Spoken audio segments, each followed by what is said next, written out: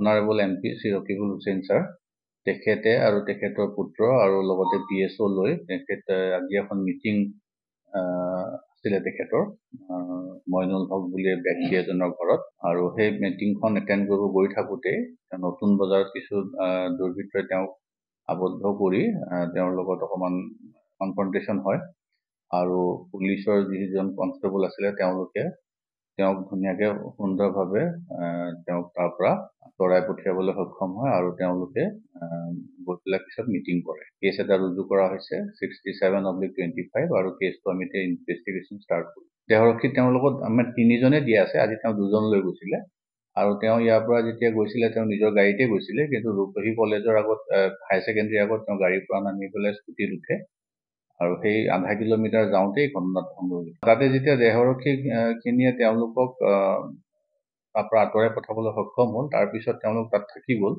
তেওঁলোকক 2জনক লৈ নগ'ল, তেওঁলোকে তাতে থাকি গ'ল। তেতিয়া পাব্লিকে তেওঁলোকক টানা আজোৰা কৰে আৰু হাথিয়াৰটো টানিবলৈ বিচাৰে। তেতিয়াই তেওঁ জিতুমণি বৰা বুলি যিজন দেহৰক্ষী আছিলে তেওঁ 2 ৰাউণ্ড ব্লেংক ফায়াৰ কৰে যাতে তেওঁ হাথিয়াৰটো নিব নোৱাৰে, চেল্ফ ডিফেন্সত।